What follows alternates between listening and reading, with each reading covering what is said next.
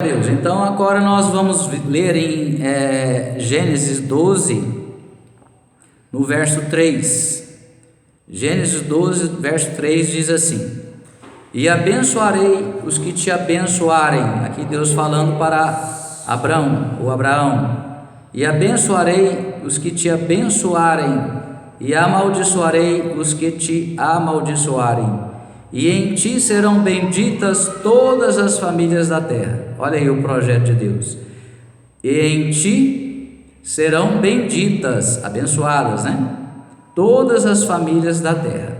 Então a bênção de Deus sobre a família já veio desde o início, mas nós sabemos que houve aquela corrupção ali, aquele desvirtuamento que nós já mencionamos, mas Deus não desistiu do projeto dele. Tanto assim que ele falou para Abraão, que ele chamou Abraão, como nós sabemos, lá da terra de Ur dos Caldeus, e direcionou Abraão para ir para Canaã, e lá seria a terra preparada por Deus para ser a terra do seu povo, um povo escolhido pelo próprio Deus, como nós sabemos. E aí, a certa feita, como está aqui em Gênesis 12, 3, Deus falou isso para Abraão: E abençoarei os que te abençoarem, e amaldiçoarei os que te amaldiçoarem. Por quê? Porque Abraão era um homem fiel a Deus, obediente a Deus, amém? E ele recebeu aquela promessa, porque nós sabemos que a sua esposa Sara não podia ter filhos, era estéril, e ele recebeu a promessa de Deus, que ele seria pai, mesmo já sendo velho e também já não podendo mais ter filhos. Abraão também já não tinha mais condição de ter filhos, pela idade avançada, quando Isaac foi gerado. E aí depois veio Isaac, como nós sabemos, e através da descendência de Abraão, todos aqueles que pela fé creem em Deus, creem na sua palavra, creem nas suas promessas, estão debaixo dessa bênção de Deus.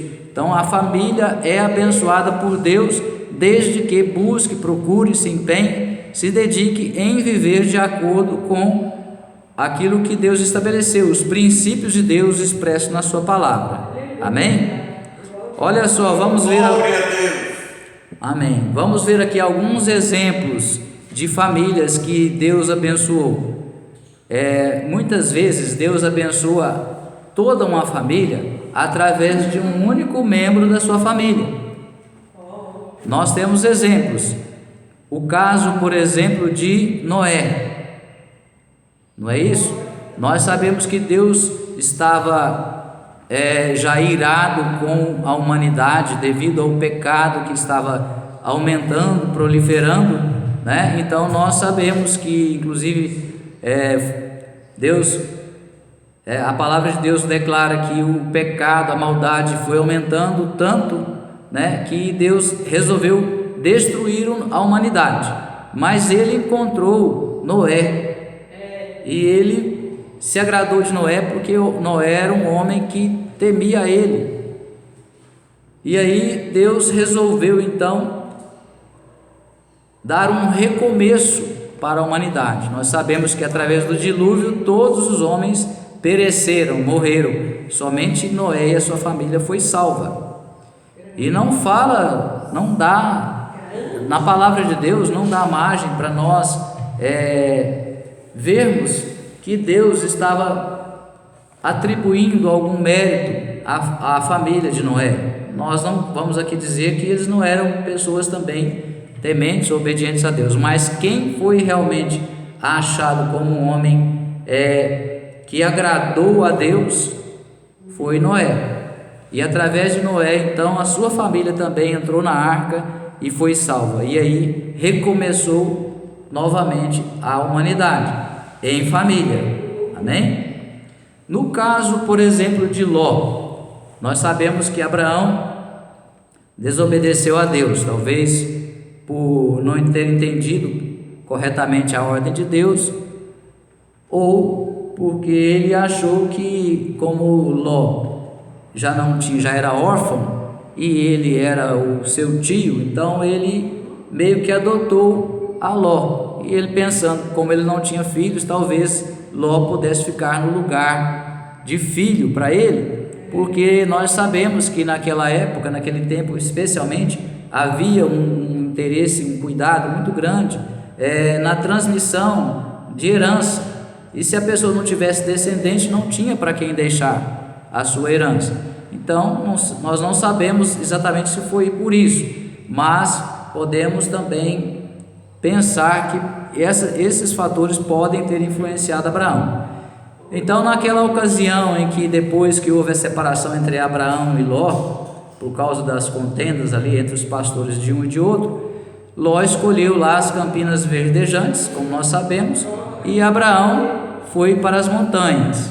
E aí, realmente, depois que houve essa separação, porque não era propósito de Deus que Ló estivesse junto de Abraão, Deus começou a abençoar Abraão de uma forma mais significativa. Foi então que Abraão prosperou. Amém? E aí Ló, depois que foi, já depois de muito tempo, nós sabemos que estava morando ali em Sodoma, e ali a corrupção, a maldade, a perversão sexual, tudo de ruim estava imperando, e Deus mandou então destruir, enviou anjos para destruir a cidade. Pela intercessão de Abraão, Deus enviou 2 anjos, o Senhor Jesus mesmo, como se fosse um homem, ficou ali com Abraão, e os 2 anjos foram lá e salvaram Ló. A intercessão de Abraão foi por Ló, mas a salvação ali, daquela destruição, da morte, foi estendida a toda a sua família, inclusive a mulher de Ló. A mulher de Ló, as suas filhas e até mesmo os genros que estavam lá noivos, que seriam os esposos das suas 2 filhas, também foram convidados. Só que eles não quiseram, não aceitaram o convite. E nós sabemos que a mulher de Ló desobedeceu a ordem de Deus através dos anjos e olhou para trás e foi transformada em uma estátua de sal. Então, se ela tivesse obedecido, ela também teria sido salva. Nós sabemos ainda do exemplo da família de Cornélio. Em Atos 11:14 diz assim: ele te transmitirá uma mensagem por meio da qual serás salvo, tu e toda a tua casa. Então, através das orações de Cornélio, ele era um homem temente a Deus, que buscava a Deus, que orava constantemente, que era bondoso, que ajudava os necessitados, que fazia caridade. Deus ouviu as suas orações e enviou anjos para ir até a Pedro, buscar Pedro, anjos para falar com Cornélio, e Cornélio mandou servos para ir buscar Pedro, para pregar para eles, para ensinar o Evangelho, para falar das boas novas da salvação em Jesus Cristo. E ali nós sabemos que se cumpriu. Todos foram batizados pelo Espírito Santo, ou seja, todos foram salvos, todos da casa de Cornélio, da mesma forma. Não faz referência como era o relacionamento da família de Cornélio com Deus, fala somente de Cornélio. Então, nós podemos entender que o projeto de Deus é extensivo a toda a família. Vamos repetir, eles transmitirão a mensagem por meio da qual, a mensagem do Evangelho, por meio da qual serás salvo, tu, Cornélio, e toda a tua casa, ou seja, toda a família de Cornélio. Amém? Glória a Deus. Louvado seja o nome do Senhor Jesus. Em Atos também, em Atos ainda, capítulo agora 16, o verso 31, nós lemos assim: eles prontamente lhe afirmaram: crê no Senhor Jesus, e assim serás salvo tu e os de tua casa. Louvado seja o nome do Senhor. Então ali nós sabemos que foi naquela ocasião do carcereiro, onde Paulo e Silas foram presos, e eles estavam lá acorrentados, depois de terem sido açoitados, e estavam orando e louvando a Deus. Deus produziu ali um terremoto, e as cadeias se romperam, as correntes se romperam, e eles foram soltos.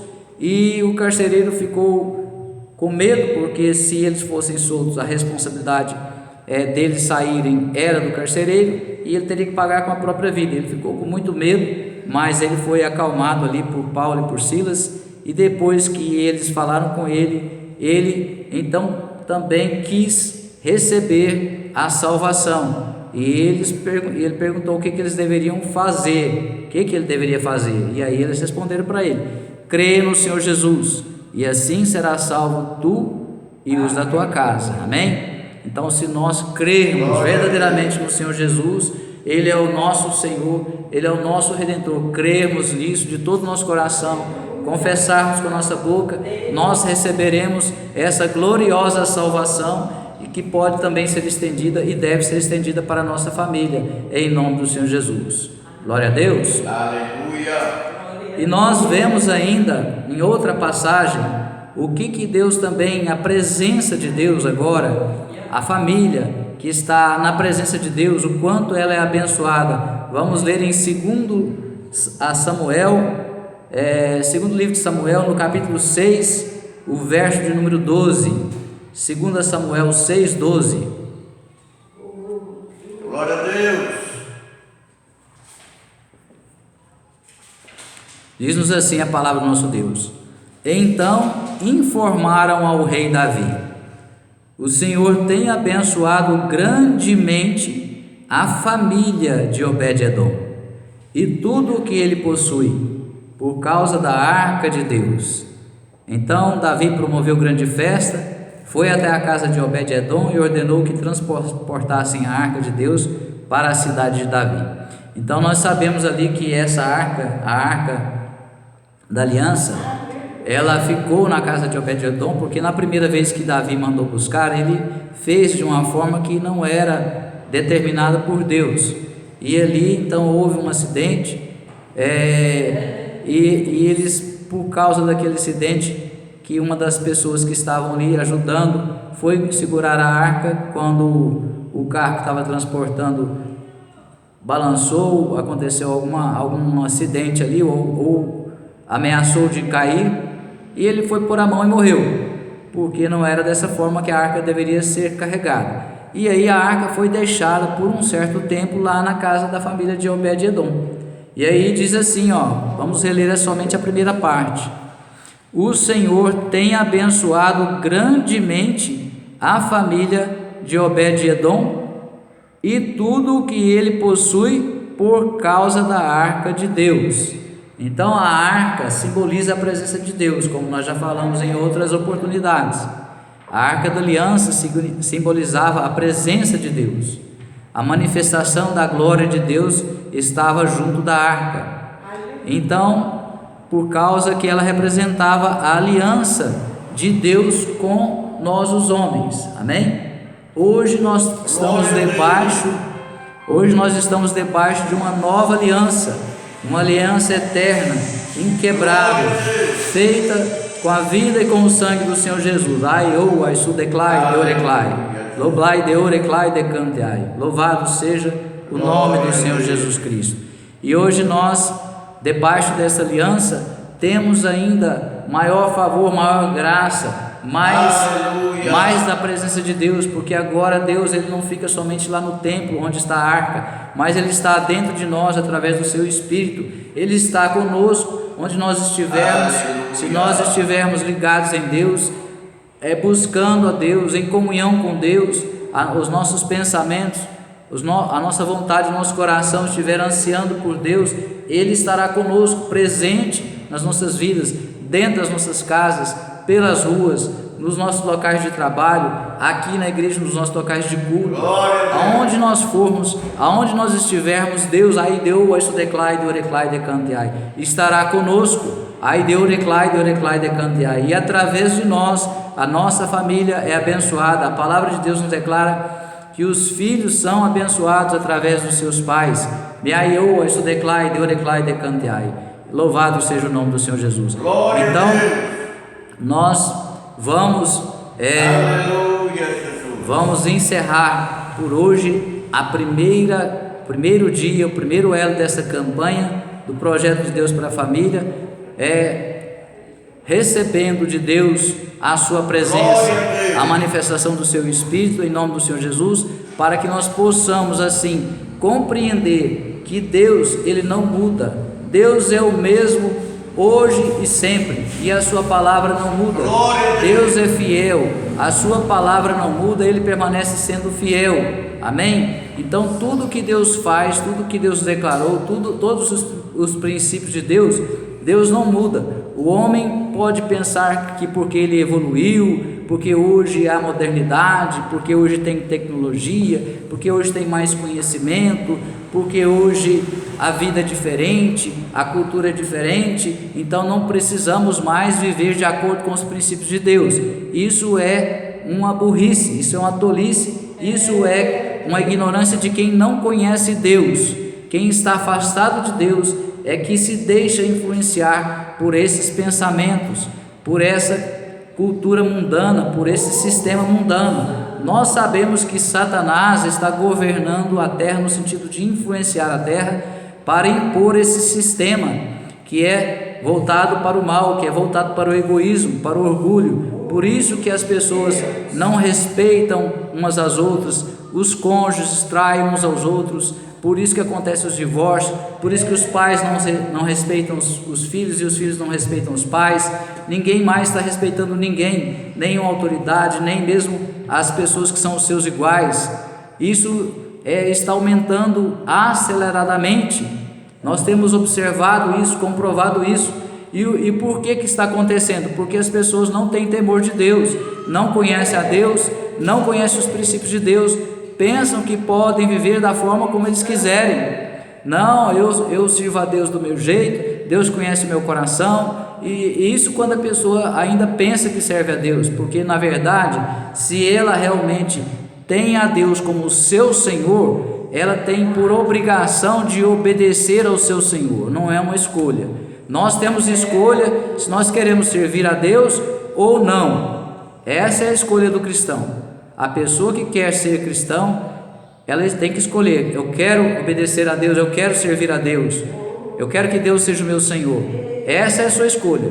Ou então, eu não quero. É como Josué disse ali para o povo, já mais no final da sua vida: vocês podem escolher ou não, se querem ou não servir a Deus, mas eu e a minha casa serviremos ao Senhor. Amém? Então o homem tem essa liberdade, esse livre-arbítrio, se quer servir a Deus ou não, se Deus é o seu Senhor. Mas se a pessoa falar: eu sou de Deus, Deus é o meu Senhor, aí meu amigo, minha amiga, você tem que servir, você tem que obedecer. Aí não tem, eu vou obedecer nisso ou naquilo, isso eu concordo, naquilo eu não concordo. Não tem isso. Aí é a palavra de Deus, é a vontade de Deus, são os princípios de Deus. Então, se nós queremos que a nossa vida, a nossa casa, a nossa família seja transformada, seja liberta, seja abençoada, é assim que nós devemos nos comportar, é assim que nós devemos viver, temendo ao Senhor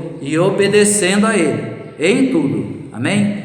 Naquilo que nós não estamos conseguindo obedecer hoje, nós vamos nos dedicar, vamos nos esforçar, vamos nos empenhar para conseguir, com a ajuda de Deus, porque a vontade de Deus é essa para nós.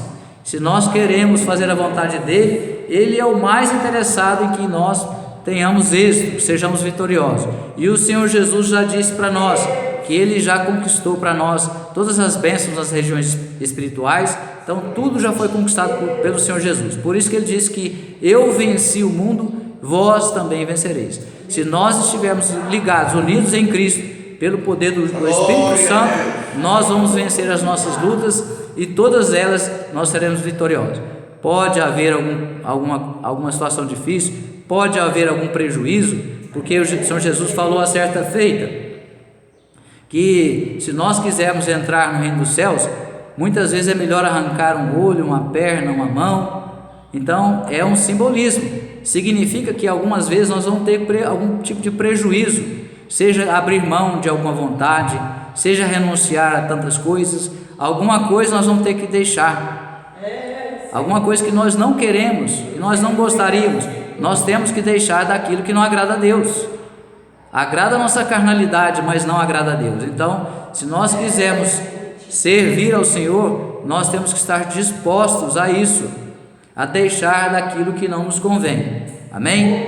Então essa foi a mensagem de nós para hoje, para essa manhã. E agora nós vamos orar para Deus tornar essa palavra viva, rema em nós, e ela venha produzir frutos, venha alcançar, produzir os resultados que Deus quer para nós e que Deus tem para nós em nome de Jesus. Amém?